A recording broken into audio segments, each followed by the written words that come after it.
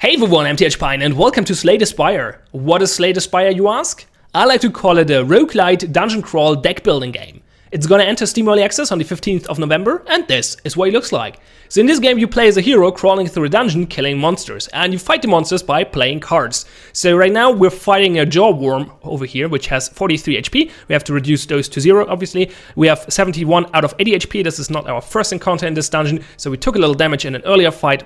And this is our hand for the current turn. So we have 5 cards, and they have different names, as you can see, and different energy costs, which are the numbers in the upper left. We have 3 out of 3 energy this turn. Energy regenerates fully every turn. And, well, so this means we can play 2 or 3 cards. And the first important thing to note is, however, that our enemy, the Jawworm, tells us, or telegraphs, what he will do next turn. Well, so when we end our turn, he will do whatever this text says, and in this case, he's aggressive, which means this enemy intends to block and attack for 7 damage. So he's gonna use an ability that gives him some defensive stats, but also will deal 7 damage to us. So we don't want to take damage, so what I'm gonna do is, I'm gonna intend to block said damage. And I do so by playing the defend card, which gives me feign 5 blocks. So we play this skill called defend. It gives us 5 blocks. You can see we have a little shield with a 5 here now, which will prevent 5 damage. However, block will faint at the end of the turns, or at the start of my next turn, I guess. So I cannot stack this up infinitely. Well, I can, but it will just disappear every turn. So it only helps for 1 turn. So it's important that we take a look at what the enemy is going to do, because that allows us to play block correctly, or defend in this case. So I could take the 2 damage. Let's do that. That's maybe not the best idea in general, but let's do that now anyway. So we could either play another defend to block the attack completely, then we would only be left with 1 energy left though, so our options would be limited. Alternatively, we can just take 2 damage and use the other 2 energy to, well, attack the worm. And I'm going to do that. We have the strike card here, which costs 1 energy and deals 6 damage. That's your basic attack card. And then I have 2 special attacks here. Well, one of them is an attack, which is the bash, which costs 2 energy. It deals 8 damage, however, and applies a debuff to the enemy, vulnerable, for 2 turns, which, well, makes them take more damage after the bash. So we could do that. We cannot combo this turn because we only have 2 energy left, so we cannot go bash strike, for example. So that might not be that useful. He would still be vulnerable next turn, so there's some combo potential, but I'd rather use the skill Infernal Blade, which gives me a random attack card when I play it. This could be and it will cost 0 mana, so I could get a fairly strong attack card that usually costs 3 energy, for example, and, well, play it for effectively 1 energy, which is cool. However, it's unpredictable because I get a random one. And this card has the exhaust keyword, which means that I can only play it once per combat. We're gonna go into more details about the deck building stuff in a moment, but let's get the basics down first. So I'm gonna play Infernal Blade, get a random card here. Now the Infernal Blade will exhaust, so it's not gonna go to my discard pile, but I will get it back after the combat. But as I said, gonna talk about that more in a moment. And I got Blood for Blood, which costs 1 less energy, and that's not helpful, but it's a pretty strong attack anyway. So this usually costs, I think, 4 energy, but 1 less for each time you lose HP in combat. So this is one of the cards that gets stronger the more often, or cheaper the more often you get hit. And it's usually fairly expensive, but deals a lot of damage. So since we got it for free or for 1, that's a pretty good deal. So we can deal 16 damage with that. Gonna do that, and then we have 1 energy left. We could still go for the defend, I guess, instead of using the strike. Yeah, let's do that. Let's try to not take more damage than necessary here. Strike is only dealing 6 damage anyway. It's not that impactful. So we end the turn. Now the enemy will make his turn, do his turn. And he attacked, the damage got blocked, however, and he played, or he got some block as well. So he has 5 block now, so our first 5 points of damage will be, well, blocked. He's intending to inflict 11 damage. We can either prevent that by playing defend cards or trying to kill him. I don't think we have enough firepower in our hand to kill him, however. That's 9 plus 12, that's 21 damage. We need 32, 27 plus 5. So I'm gonna try to, well, block most of the damage. And I'm thinking about Headbutt. Well, no, I'm obviously going to use Headbutt. Headbutt deals more damage than Strike, and it also allows me to get a card from a discard pile and put it on top of my deck. So this is a deck building game. Think Dominion. If you didn't play Dominion, I'm going to sum it up here, but it's basically the same core mechanics or core rules as in Dominion when it comes to the deck. So you have a draw pile, your deck. You draw 5 cards per turn.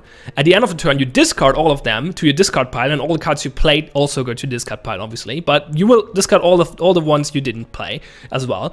And as soon as your deck is empty and you have to draw cards, your discard pile will be shuffled and go back to your draw pile. So you cycle through your deck. And between combats, you will be able to improve your deck. But during one fight, you're stuck with what you have. And that's what the exhaust keyword, for example, said earlier. The card will not go to discard pile, instead it will exhaust, and that means I will not draw it again this combat. However, it will come back after the fight, so I will have it available in the next combat again.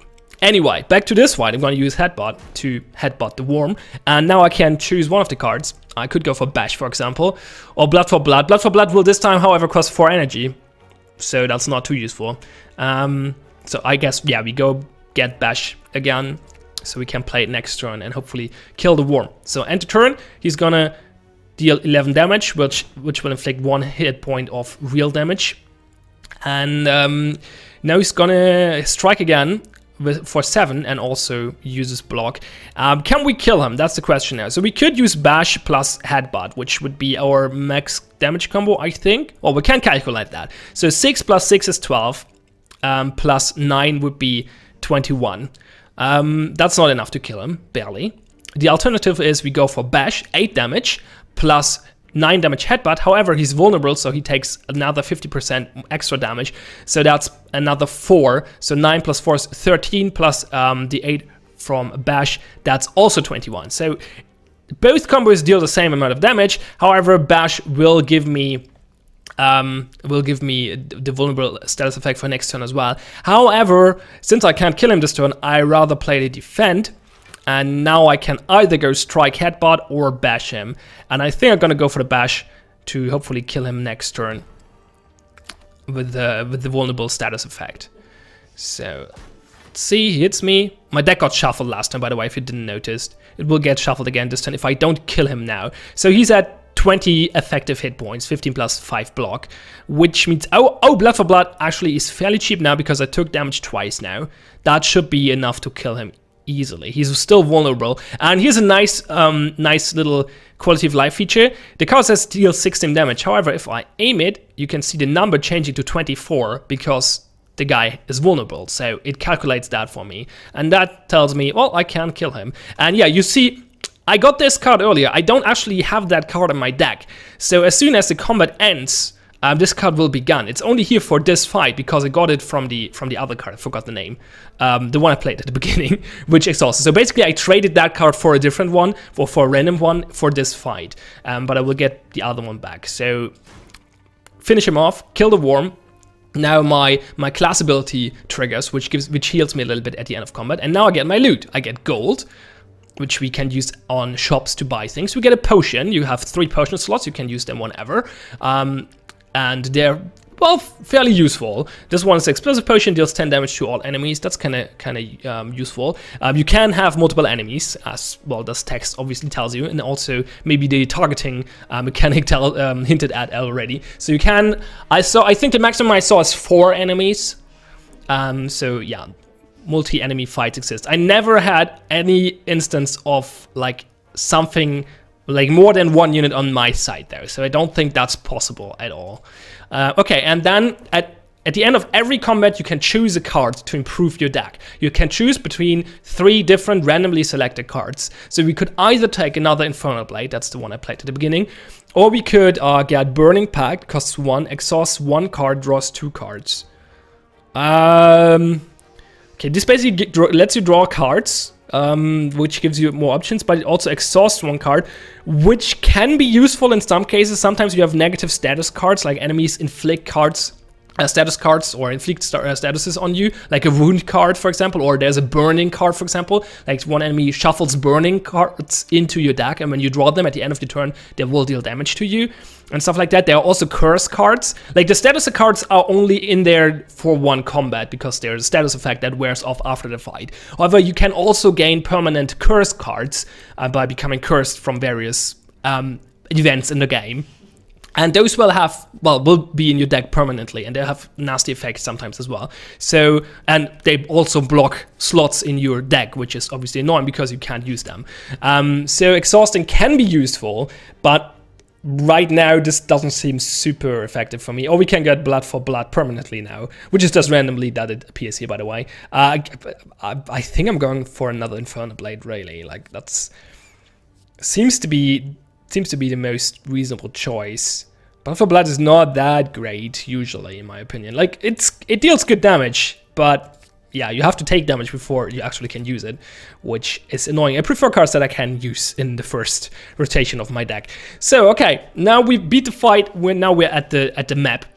And this is the first level out of 3. There are 3 levels. They all look the same on this map. Like, the map is always the same art-wise. But the enemies change, and also the background art of the fights change. Let's just jump into the next fight. As you can see, there are different paths here with different nodes, and they do different things. There's a legend over here. So we have merchants, treasures, fireplaces, enemies, and elite enemies, and then the big boss battle at the end. And as I said, if you beat the boss, you get to the next level. And if you beat the 3rd level, well, you win the game. I did that once so far, by the way, so I completed the game once with this character. There are 2 different characters you can play. And so let's get into the next fight, shall we, as I said. So this is an acid slime large. Slimes are fun. They split up, which is annoying. And they're pretty strong as well. So he deals 16 damage, which is annoying. I can't stop that from happening whatsoever. I can reduce it by 5. I'm thinking about doing that. However, I would like to play Bash Infernal Blade, so I think I'll start with Infernal Blade and see what I get. Friend Fire, I don't like that card much, but I never picked it, so this actually gives me the chance to actually try it. Exhaust your hand, deal 7 damage for each exhausted card. So it will exhaust all the cards in my hand and then deal damage, which means my deck becomes very small because I'm in the early stages of the game, so it didn't got many new cards yet, so we are on 13 cards total right now. So if I exhaust like 4 of them, my deck becomes very small, which potentially is useful. This card itself exhausts as well. So if we get rid of the basic cards, we're stuck with more advanced cards like Bash and stuff. So I definitely don't want to exhaust Bash. So if I want to play that, I should play Bash Friend Fire. Instead, I could just not play it at all and go Defense Strike, for example. I think I wanted, like, yeah, let's go for the more fancy solution here. That will cost me a lot of health there because the slime hits hard, but, well, whatever. We bash him, and now we deal tons of damage. This might actually be enough. Actually, never mind. This is actually a good strategy because it will make him split, and splitting him will prevent his attack. So I'm going to use Friend Fire now, which will exhaust 3 cards, or maybe 4. I'm not sure if this one counts. I think 3, probably. And that's 10 damage per card, so that should be 30 damage. Yep, that's pretty good. And that interrupted him, makes him split. So that was actually good because it prevented the damage. So that was actually a pretty good turn. Cool. So now his action is he splits into 2 smaller slimes. And now we have 2 enemies. We could use the explosive potion now to finish them off if we want to. Well, not finish them off, but dealing 10 damage to both of them. So we just draw the other Infernal Blade. Definitely gonna play that. See what we get. Gonna uppercut, apply 13 damage, deal 13 damage, apply 1 weak, apply 1 vulnerable. That's a really good card. I like it a lot. It deals lots of damage and debuffs the enemy for 1 turn. So that's definitely cool. The question is, can we deal enough damage to make his attack obsolete? So that's 13 damage plus another, that's 6. Actually, 13 plus 9 because he gets vulnerable afterwards. So that's 22. That's not enough to kill him. We could, however, use the explosive potion to get rid of him. Yeah, I think I know what we do. We're gonna uppercut him. We're also gonna strike him, and then we're gonna use defend and take 2 damage to the face and save the potion. That's fine. The weak effect reduces his attack damage, so taking 2 damage is okay, especially with this character, because there are multiple ways of healing, and one of them is the hero ability. So that's pretty useful. Okay, now we should definitely kill this dude because if we kill him, we prevent his attack. We're weak right now is the problem, so we're not dealing much damage. So our max damage output is like what, 14? So I guess we're definitely gonna play the defend to block as much damage as possible. We definitely want to kill him, so we're gonna use a strike on him, and then we're gonna use headbutt on the other slime. And well, the discard pile is not very interesting right now, so I guess we're gonna pick the strike and hopefully kill him next turn. We should wear off. Yeah, it will wear off next turn, so we're at full damage capacity again. So if we draw well, we can finish him. Uppercut. Cost 2 now is the problem because the effect of the Infernal Blade, fainted. That's still 13 plus 6, 19 damage. That's enough to... That's even more actually because he becomes vulnerable afterwards. So that's enough to kill the slime, and there we go. We heal again, and we get more rewards. More gold, another potion. This time a swift potion that lets us draw cards, and we can choose from a different card. Flex, I love Flex, one of the best cards in my opinion. It's a skill, it is free, and it gives you 2 strength for, well, 1 turn only, so temporarily 2 strength. And strength increases your attack damage, just straight. So this is 2 more attack damage for every card you play this turn. This is kind of useful, especially if you combo it with other things. Or if you upgrade it, you can upgrade cards, and when you upgrade Flex, it becomes 4 strength, and that's pretty good. However, I just noticed we have Inflame over here. That's a really good one as well. So this doesn't seem as good. And never mind. No, it does seem good. So it costs 1. It gives us 2 strength permanently. It's a power card. Power card's a little different than skills and attacks. If you use a power, the card basically disappears. You engrave it into you. I don't know. Power cards just are one-time use but give you a permanent effect. So Inflame increases your strength, or permanent in the sense of for this combat. So for the full duration of the fight you gain 2 strength, which makes all your attacks stronger by 2, which is pretty useful. Also we got Intimidate, which is a skill which is also free. Apply 1 weak to all enemies and then exhaust the card. This is pretty useful, but the other 2s are just stronger in my opinion. Weakening enemies is a really good way of preventing damage or reducing damage, so I'm gonna go for Inflame here, especially because this character excels in getting amazing strength combos. You have here some cards that just scale super well with strength, like even better than the regular cards. There are cards that have multiple attacks, like there's Boomerang that can hit up to 3 times, or when it's upgraded 4 times, and the strength will be applied, the strength bonus will be applied to every one of those attacks. So you play the Boomerang, which I think the base one in the upgraded version deals 3 damage 4 times, or 4 damage 4 times, and if you add 6 strength on that, that's 4 times 6 strength, which is 24 extra damage, which is kind of useful. Then there's also another card, I forgot the name, I think Power Strike or something, I don't know. It has a pretty good base damage already, and then it scales 3 times with strength instead just 1 time. Or if you upgrade it, it actually scales 5 times with strength, which is quite ridiculous, especially if you manage to stack strength in a fight to like 10 or something. Yeah, and that's possible with this character. So the late game strategy I have with this character, with the Ironclad so far is, or that worked for me as well, so very well so far anyway, is to gain combos that rely on strength in some way. And that worked pretty well.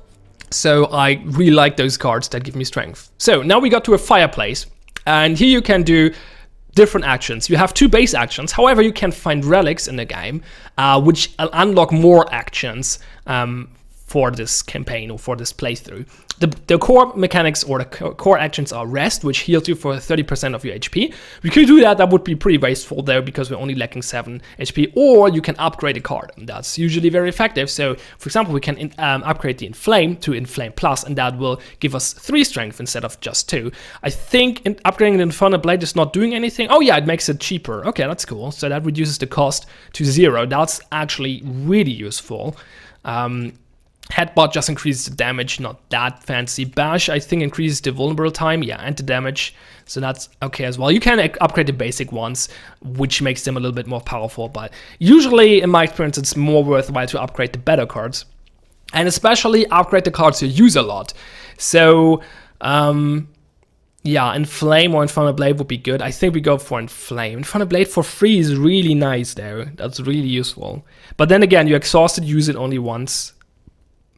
So upgrading it is not that helpful. It's basically saving me 1 energy per fight, which is okay, but gaining 1 extra strength per fight seems more useful. So let's go for Inflame. There we go, upgrade it to Inflame Plus. You can only upgrade cards once, except for 1 card. There's a card that you can upgrade multiple times. It says so in the card text. Let's do an elite fight, why not? Okay, 1 more fight. So this is an elite fight, this will be fairly strong. Oh yeah, this dude. He's fucking strong. The Kremlin Knob. He's an early run killer, basically. He usually doesn't kill you necessarily, but he can deal so much damage that it makes it hard to, well, get to the last boss, or to the first boss, to the end of the first level. So, okay. He has... Not yet has... Wait. Oh yeah, he uses an effect that will give him a buff, which makes him really strong. But we'll see that in a moment. Okay, so right now he's just gonna buff, so we don't have to worry about anything. So we're gonna opening with the Bash Strike combo. We have Explosive and Swift Potion. Yeah, not useful this turn. Maybe we're gonna use them later. We'll see. And now he uses his stupid Enrage ability. And that is really ridiculous. Whenever you play a skill, gain 2 strength. Gains 2 strength. So whenever I play... For example, Inferno Blade, his strength will increase by 2 permanently. So, or for the rest of the fight, obviously. So that will make him deal more damage, which is not great, obviously. So that's a problem, especially with the other character. It's a problem with this character as well, because keep in mind, the defend cards are skills as well. So every time you try to block his damage, you will increase his damage as well, which is kind of annoying. But the other character is even more reliant on skills, so yeah, the other character is really fucked if he has to fight this guy. But it's not easy for the Ironclad either. I'm thinking about how to do this. Like, one strategy is to just power through, deal as much damage as you can, and to not prevent too much damage. That is kind of good. However, the problem is he has a lot of HP already. So the question now is, do we go... Like, we're definitely going to play Headbutt and 1 strike. The question is, do we use a 2nd strike or do we use Inferno Blade? The problem with Inferno Blade, obviously, it gives me a stronger attack, but it will also give him 2 strength. And not sure if I want that. The potential for a really good card is here though, and it's more interesting to get a random card. So let's do that. There's the Boomerang I was talking about, Sword Boomerang. Deal 3 damage to a random enemy 3 times. That's really cool because he's vulnerable. So this is actually 4 damage 3 times. That's 12 damage in 1 attack. That's very useful right now. We also Headbutt, and I think we take the Boomerang back. That's probably a good idea. That's my strongest card right now. Yeah, let's take that, put it on the top of the pile, hit him again.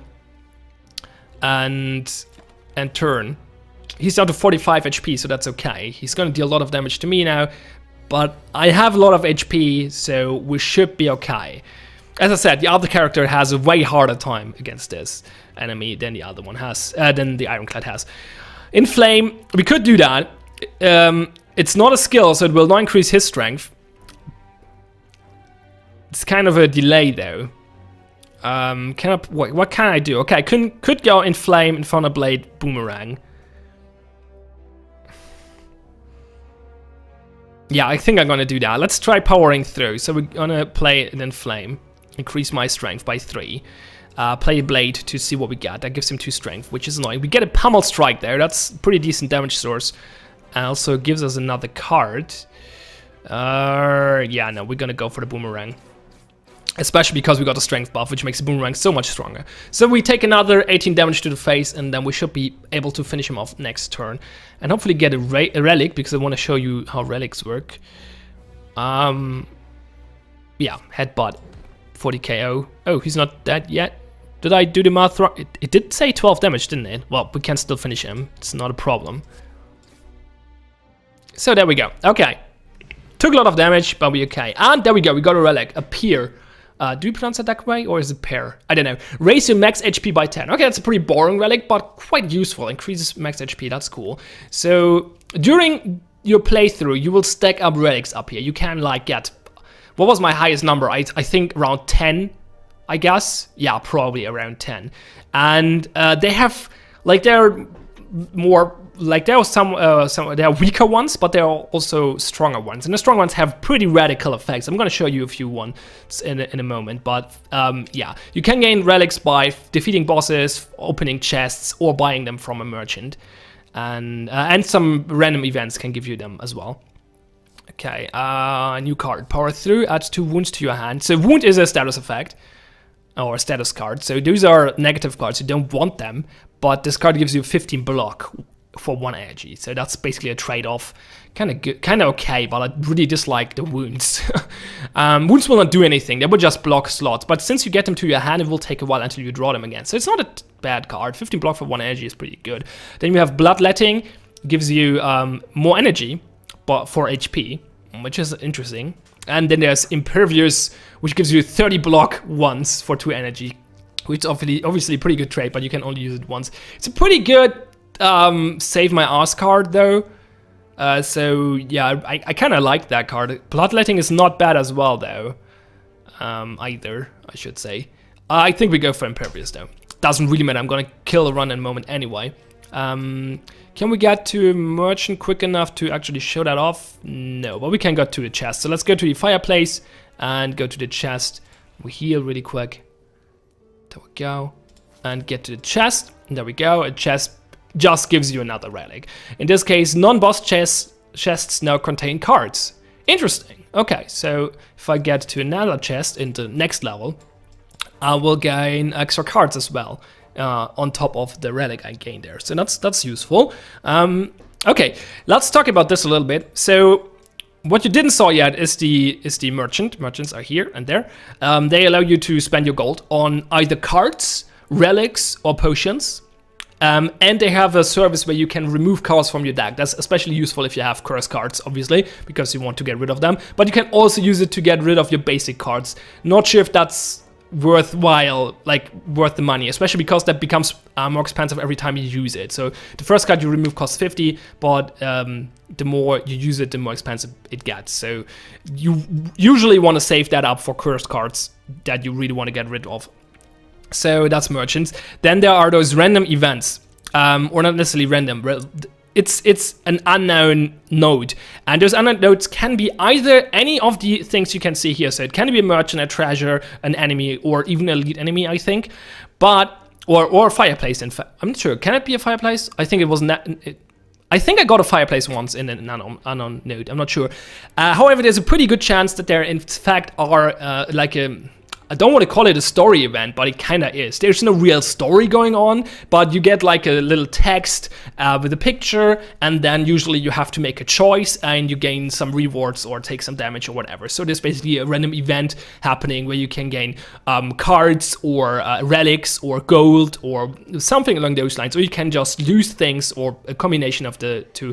Or for example, there's one event where you can loot a body, and you can choose that option multiple times. So you loot it and you gain a little gold, and you can loot it again to gain gain a relic or something, and so on. But every time you choose that option, the chance of the monster that killed the guy you're looting will come back, and then you have to fight it. So things like that, they're all fairly well written, kind of funny sometimes, and yeah, I like them quite a bit, actually. The art style in this game in general is pretty good. Like, this map is obviously fairly boring, but the character designs, the monster designs, the background designs are, for the most part, really, really nice. I dislike some of the monsters, and the background for the first level is a little boring, but the others look really good. A lot of the monsters are really creative. There are some really funny ones as well. Like, they don't necessarily look funny, but they look fairly twisted, and sometimes the combination with the name is funny. Like, there's, for example, there's a Snecko, which is a combination of a snake and a gecko. It's kind of cute. In general, the enemies are pretty well designed, not only art-wise, but also gameplay-wise. So they have really interesting decks and skills, or not necessarily decks, they don't play cards, but they have interesting skill sets, like thematic as well. Like, there's a thief who steals your money and then tries to run away, and if you don't kill him, well, your money is gone. If you kill him, you get your money back. Things like that. And like multiple different things, like the enemies all have very different themes and strategies, and you have to use different tactics to actually defeat them, and that's pretty cool. I really like that and dig that. So yeah, so much about that. As I said, this map is fairly boring, but besides that, the in-game aesthetic is really cool, especially the character design for the main characters. I really, really like that. And the bosses look really ridiculous as well. I really like them. Awesome art style there as well. Anyway, let's talk a little bit about the progression, shall we? So let's open the deck. The progression is, I think, my biggest problem I have with the game. I really love the game, spoilers ahead, but the progression is the one thing I dislike. The progression doesn't work that well for me for multiple reasons. So to sum it up, basically every time, or sum it up again, or summarize how it works, I should say. God damn it, I'm talking out of my ass today. Anyway, let's try that again. So to summarize how the progression actually works, after every combat, you choose one of 3 cards that you add to your deck. Those 3 cards are completely random. at every fireplace, you can use the smith ability to upgrade a card. In every chest and from every boss, you gain a relic, a random one. From merchants, from bosses, you actually can choose. Like the end boss for every level lets you choose from 3 random relics. At merchants, you can buy cards and relics, but the selection you can choose from is also randomized, and that's it for the most part for the progression. There are some minor things you can gain, as I said, relics from events and stuff like that as well. But for the most part, that's your main progression. Those 3 things. So you gain things after combat, you gain things from upgrading them, and you gain things from merchants, basically. And the problem is that it is so much random that you cannot actually plan. The problem, like, it's a card game, it should be random, and progression it's good that there's some random factor in there, because if you would have the same cards available every playthrough, it would not be a very good roguelite, wouldn't it? So it's good that it's there. The problem is that you cannot actually plan for it. You don't know what you will get later in the game or in your playthrough. So you might have a choice between different cards after your first few fights, which are like have their very different effects depending on what you get later. It's like some of them will only work if you gain the correct cards later on.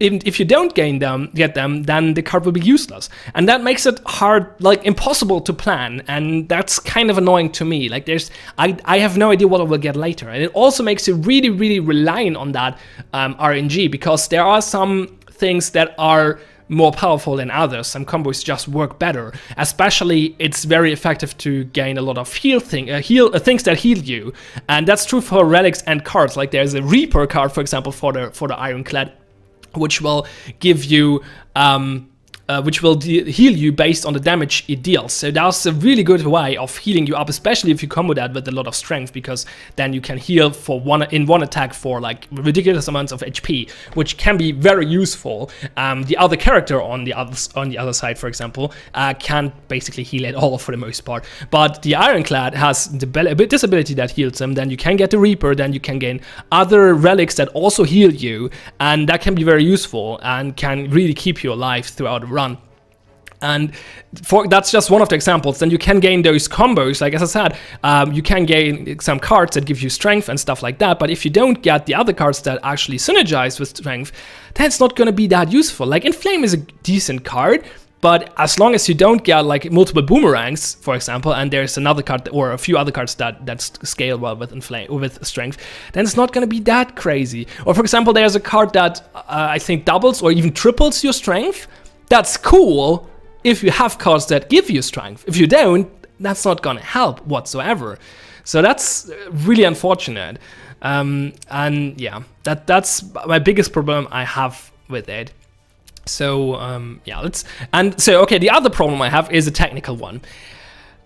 You can only have one run at a time. I can't even get back to the main menu without killing the run. I have to press abandon run, which is really annoying. I can't have multiple runs at the same time, which is okay, not terrible for a roguelite, but it's not a roguelite you play in 20 minutes. Like one playthrough of this can take 2 to 3 hours. So having multiple slots at the same time would be useful. But at least let me get to the main menu without killing the run. That would be great. And the biggest issue is actually a bug, in my opinion. It should be easy to fix, but it would be important to. If you kill the game without pressing this button, like let's say you press Alt F4, your run will be lost completely without a warning. You kill the game without pressing save and quit, and your run will be done. It's gone. It will not autosave if you don't leave the game with the save and quit option, which is infuriating. Also, the menu design here is weird. Like in general, like as pressing escape will always bring up this menu and not close smaller dialogue windows. Like I cannot press escape to proceed here, for example. And there are a few other things, like if you go here, pressing escape will not actually close the card. It will open up the menu in the background, as you can see, which is stupid. Things like that. And also this save and quit button is weirdly placed, in my opinion. Like if I open the menu, like when I opened this the first time, I wanted to close it again and press this button, which closed the game instead of the window. So that was a little weird, but as I said, the biggest issue is that you can actually kill your run or delete your run by leaving the game without pressing this button, which is not good. Also, you can save scum because the game only saves after finishing an encounter. So you can start another encounter, see if it's like, and when it's running badly, or if you did something wrong or choose the wrong option, you can just go to this menu, press save and quit, reload the game, and you will be at the start of the encounter again. So that's weird as well. So the saving feature in this game is just weirdly implemented and needs an overhaul in my opinion. But it's early access. Those are things that can be easily fixed during early access. So I'm confident then that the developers will actually put some work in here. So let's kill the run to show you a few other things. So at the end of the run, you will gain like a summary, which tells you playtime and gives you a score and basically progresses on an unlock bar. This unlock bar is per character, and you unlock more cards and relics by doing so. So that's the meta progression of the game. There's no, you don't actually get stronger. Like the meta progression is only side grades. It gives you more cards and more relics to unlock. Not even like it doesn't give you them from the start. You just unlock them in the game, so you can actually find them. Okay, let's go to the card library really quick. So those are the cards for the Ironclad. The other character, wait, let's do that first. Again, Escape did not do what I wanted it to do. If we would start another game, this is the other character, the Silent. You unlock her after playing once with the Ironclad. And she's more reliant on skills and stuff like that, and she has no or almost no way of healing, which is kind of annoying. The third character will be implemented during the early access period, which is supposed to be only 4 to 8 months.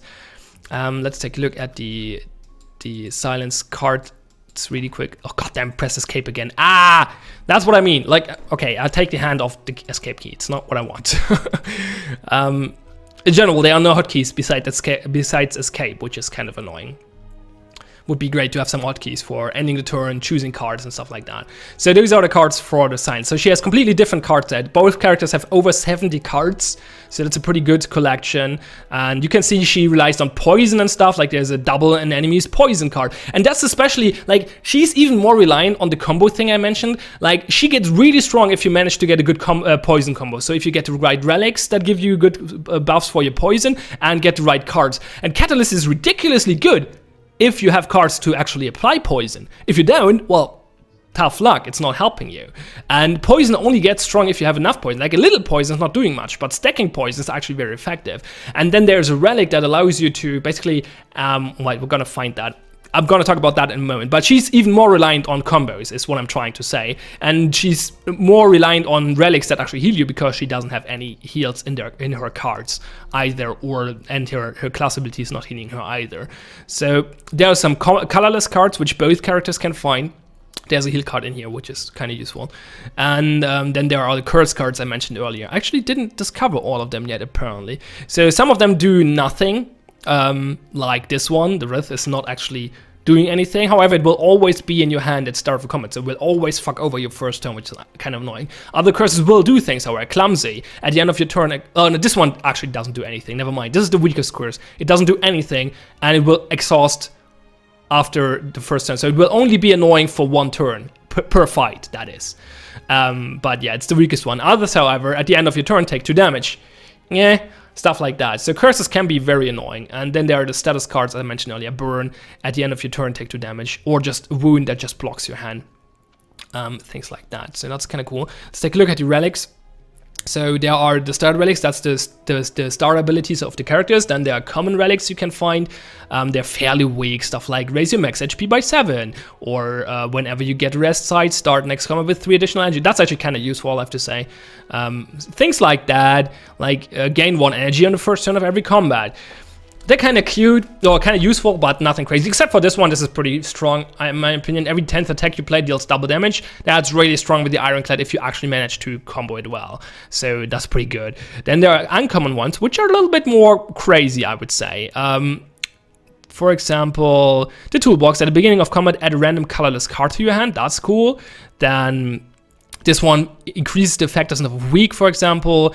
Every time you play 3 attacks in a single turn, gain 1 dexterity. Dexterity increases the block you gain from block cards. And things like that. So those are a little bit more, well, severe, I guess. The next 2 chests you open contain 2 relics. Okay, cool. Healing is 50% more effective during combat. Things like that. And then there are the rare and the boss ones, and those are the real game changers. There are some crazy things in here. So this one actually unlocks another ability at the fireplace, at a campfire. So you can now remove cards from your deck at the campfires. So that what you usually can only do that at a merchant, and you have to pay for it. Now with the peace pipe, you can actually use a campfire to get rid of a curse card. That's really useful. However, you have to prioritize that over healing or upgrading a card. So keep that in mind. Or this one gives you an ability at the campfire as well. You can now gain strength at campfire, so you can lift basically. And well, I think the option to choose from is actually called lift, and it will increase your strength permanently for all fights. So that's pretty cool. And then I think the biggest game changer in this list is the ice cream. Energy is now conserved between turns, so you don't lose your energy at the end of the turn. So if you only used 1 of your 3 energy, well, you will have 5 next turn. And that stacks up. This is ridiculous, especially in combination with this card, Runic Pyramid. At the end of your turn, you no longer discard your hand. Draw 1 less card each turn. Now, I think I got this on one of my first runs. I got the combination of Ice Cream and Runic Pyramid. That completely changes how you play the game, because all of a sudden you don't have to think about this turn, you have to think about card effectiveness in total, because you can just delay whatever you want to do to the next turn, or 2 turns from here, and stuff like that, and it's still a good idea to do so. There are other game changes here. For example, there are multiple cards that gives you extra energy per turn. For example, gain energy at the start of each turn. Whenever you open a chest, obtain a curse. So this gives you just 1 extra energy per turn, so 4 energy per turn, but also will curse you from time to time, so that's annoying. There are others like that, like the Ectoplasm, gain energy at the start of each turn. You can no longer gain gold. Well, no gold whatsoever. Okay. There's more like that. Gain energy at the start of each turn. You can no longer use potions. Okay. Then there's the Lizard Tail. When you would die, heal 50% of your max HP instead. Works once. So this is a lifesaver, basically. Stuff like that. Like, there is real game changes in here. I don't want to spoil too much, actually. Showed you maybe a few too many now, but I just want to give you an idea of the impact those relics actually have. There's one, that's the one I wanted to talk about. Actually, there's one for poison. I'm not sure which one it is. This one, that's a common one. It's actually really strong. No, that's not the one I want. That's still good for poison. That's not the one I meant, though. Whenever you apply poison, apply an additional poison. That's kind of cool. There are 2 more poison ones, and one of them is really strong. Is it this one? No. This one? No. There's one? I have no idea which one it is. Basically, when you kill an enemy, all the poison stacks he has will be moved to another enemy. And that's really useful if you're fighting multiple enemies and you're relying on poison. Because usually the problem with the sign is if you rely on poison, as long as you're only fighting 1 enemy, that's fine. As soon as you're fighting multiple ones, well, tough luck stacking up poison on all of them. That's not gonna happen. So having the relic that actually transfers the poison from the dying enemy to one of the other ones, very useful. So yeah, as I said, real game changes in here. The relics are really strong, and you can gain around 10 or so in a round. So they're pretty important, and I think they're a really good addition to the game, because they really change the game up and create some variation, and don't make the game too boring. So that's pretty cool. So my biggest problems, as I said, are technically, or from a technical standpoint, like the save system is just weird, and the UI design is a little strange from time to time. For the most part, it's pretty good though. Like the user feedback in a fight, like tooltips and stuff like that, they all work really well. Everything is really well explained by the game and showed to you visually as well. So that works really, really well. Just the menuing is a little strange from time to time. Having more hotkeys would be great. Save system is weird, as I said. Progression is a little bit too random for my taste. It's hard to plan a run, because you have no idea what you're gonna get, and you're super reliant on what you're actually gonna get later on. Also, the difficulty for the other character is way harder than for the Ironclad, which is okay, but it feels really unfair, to be honest. I did not manage to gain, I think, past the second level with this one, so I never actually encountered the 3rd level with the sign, because it's just so hard to do. As soon as you run into the wrong fights, you just fuck, because there's no way of preventing a lot of damage with her, and there's no way of healing, or no proper reliant way anyway, and that makes it really hard for her to get anywhere if you don't get the right combos. So yeah, I don't know. I did beat the game once with the Ironclad, as I said. It was my, I think, around 10th try or so when I did beat the game for the first time. And I played this game a lot already because I had a lot of spare time in the last few days. Not a lot of time in recording there, so I played a lot without recording a lot. So I ended up playing a lot of Slay the Spire because it's really fun, I have to say. Now I'm a little bit, like, I'm probably going to play it a little more, but then I'm going to probably take a break and then take another look at it when it actually releases. Fully, that is, so when we gain the extra character and stuff like that, and hopefully even more relics and stuff like that, and maybe they improve on the aspects I mentioned as well. That would be great. Anyway, this game is very polished already. This is one of those early access titles. Sure, if you want to get the full experience, wait for the full release. Always good, but I'm not hesitate to actually recommending getting that already when it actually comes into early access on the 15th of November. Because it's a polished experience, it's fun to play already, there is a lot of content in here already. It's not 100% complete yet, I guess, but it's pretty fun. I played it a lot, as I said already, so I played it for, I don't know, 20 hours or so already and really enjoyed my time, so I definitely can recommend that, but for the full experience, it's probably still worth it to wait for the full release of the game. But that will be somewhere in 2018, so anyway. Yeah, it's called Slay the Spire. As I said, it's gonna enter Steam Early Access on the 15th of November. Link is in the description below. I'm TH Pion. Thanks a lot for watching. Have fun and see you next time.